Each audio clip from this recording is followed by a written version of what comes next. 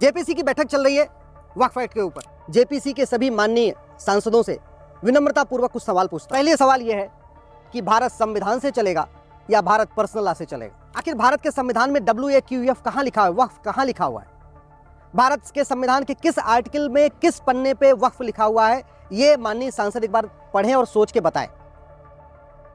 अगर वक्फ एक्ट ठीक है तो फिर ऐसा ही कानून हिंदू, जैन, बौद्ध, सिख के लिए क्यों नहीं है? अगर ये वक्फ एक्ट ठीक है तो ऐसा ही कानून पारसी के लिए, ईसाई के लिए, यहूदी के लिए, बहाई के लिए क्यों नहीं है? अगर ये वक्फ बोर्ड सही है तो जितनी शक्तियां वक्फ बोर्ड के पास है, ऐसा बोर्ड हिंदू के लिए क्यों नहीं है, जैन के लिए क्यों नहीं है, बौद्ध के लिए क्यों नहीं है, सिख के लिए क्यों नहीं है? वक्फ बोर्ड जैसा ही बोर्ड पारसी, ईसाई, यहूदी, बहाई के लिए क्यों नहीं है? जैसे इस कानून में वक्फ ट्रिब्यूनल का प्रावधान है, वक्फ ट्रिब्यूनल जो जमीनों का मुकदमा डिसाइड कर रहा है, ऐसा ही ट्रिब्यूनल हिंदू, जैन, बौद्ध, सिख के लिए क्यों नहीं है? ऐसा ही ट्रिब्यूनल पारसी, ईसाई, यहूदी, बहाई के लिए क्यों नहीं है?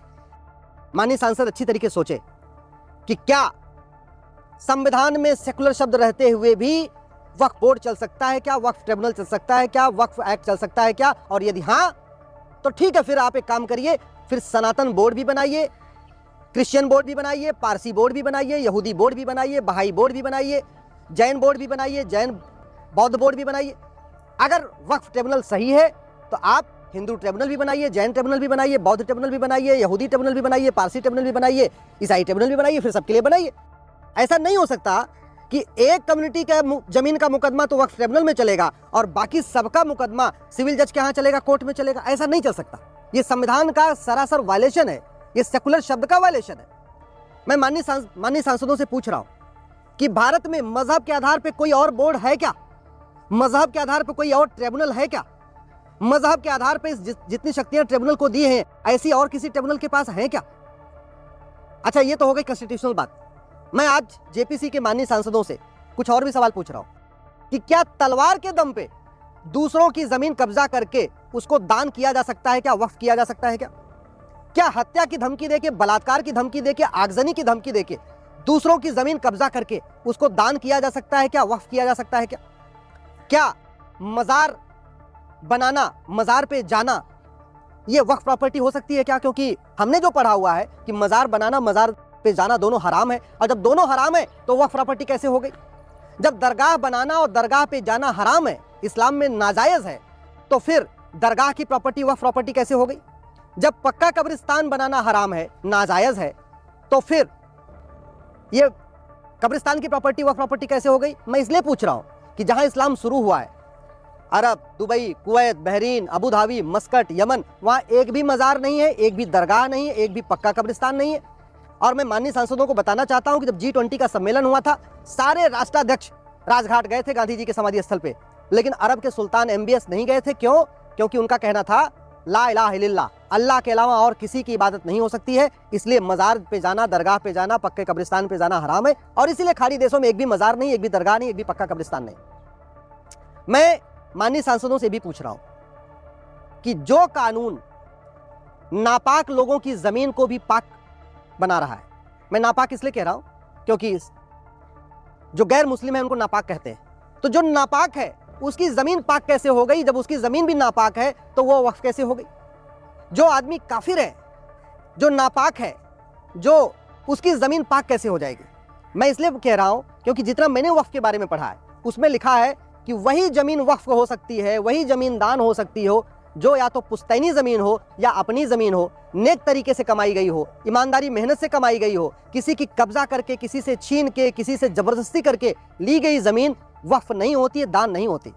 और ऐसा कई हदीसों में लिखा हुआ है, मैंने खुद भी पढ़ा हुआ है। इसलिए माननीय सांसदों से मेरा आग्रह है कि जब दूसरों की कब्जा की गई जमीन वक्फ हो ही नहीं सकती है तो ये वक्फ एक्ट किसकी जमीन को वक्फ प्रॉपर्टी डिक्लेयर कर रहा है? अब माननीय सांसदों को तय करना है कि भारत शरीयत से चलेगा या भारत संविधान से चलेगा। माननीय सांसदों को तय करना है कि भारत में मजहब के आधार पर अलग अलग कानून चलेगा या सबके लिए एक देश एक विधान होगा। माननीय सांसदों को तय करना है कि भारत में अब अलग अलग मजहब के आधार पर बोर्ड चलेंगे, मजहब के आधार पर ट्रिब्यूनल चलेंगे, या सबके लिए एक समान दान संहिता होगी, समान धर्मस्थ संहिता होगी, समान संपत्ति संहिता होगी। मैं माननीय सांसदों से कह रहा हूं, एक बार संविधान का शेड्यूल 7 खोलिए। शेड्यूल 7 में काम का बंटवारा है। इसमें एक यूनियन लिस्ट है, एक स्टेट लिस्ट है, एक कॉन्करेंट लिस्ट है। जो लिस्ट 3 है वो कॉन्करेंट लिस्ट है, और उसके एंट्री नंबर 28 पे जो शब्द यूज किया है वो यूज किया है चैरिटी और एंडाउमेंट। इसका मतलब सबके लिए एक चैरिटी कोड होना चाहिए, यूनिफॉर्म चैरिटी कोड होना चाहिए, हिंदी में कहेंगे समान दान संहिता। और इसमें जो शब्द यूज किया एंडाउमेंट, यानी सबके लिए एक समान धर्मस्थ संहिता होनी चाहिए, अलग अलग नहीं होना चाहिए। और इसीलिए इस वक्फ एक्ट हमने चैलेंज किया है। हमने ये कहा है कि वक्फ एक्ट आर्टिकल 14 का वायलेशन करता है, equality before law, equal protection of law. Article 15 का वायलेशन करता है, जो कहता है कि सरकार किसी से भेदभाव नहीं करेगी। आर्टिकल 19 का वायलेशन करता है, आर्टिकल 21 का वायलेशन करता है, आर्टिकल 25 का भी वायलेशन करता है। क्योंकि आर्टिकल 25 और 26 में जो बार बार बात आ रही है, आर्टिकल 26 में लिखा हुआ है कि सबको अपने रिलीजियस प्लेसेस को बनाने का अधिकार है, रिलीजियस प्लेसेस को मैनेज करने का अधिकार है, रिलीजियस प्लेस को मेंटेन करने का अधिकार है, ये आर्टिकल 26 कहता है। लेकिन आर्टिकल 26 में 3 लिमिटेशन दी हुई है, और वो है subject to public order, health and morality. यानी जो आपकी जमीन है जिस पे आप रिलीजियस प्लेस बनाना चाह रहे हैं वो इलीगल नहीं होनी चाहिए। आपका जो रिलीजियस प्लेस है उससे पब्लिक ऑर्डर डिस्टर्ब नहीं होना चाहिए। आपका जो रिलीजियस प्लेस है वो इमोरल तरीके से नहीं बनाया गया हो।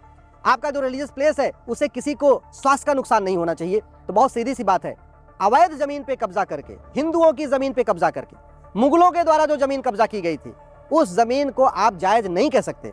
मैं इसलिए कह रहा हूं क्योंकि बाबर, हुमायूं, तुगलक, गजनी, गोरी के पास भारत में 1 इंच जमीन नहीं थी। जो जमीन उन्होंने यहाँ कब्जा किया था तलवार के दम पे कब्जा किया था। और हदीस में लिखा हुआ है, कुरान में लिखा हुआ है कि तलवार के दम पे दूसरे की जमीन कब्जा करके आप उसको वक्फ नहीं कर सकते। ऐसे ही जो यहाँ निजाम थे, जो नवाब थे, जो जागीरदार थे, जो जमींदार थे, उनको मुगलों ने जमीन बांटी हुई थी अपने, चूंकि उनको मदद किया करते थे।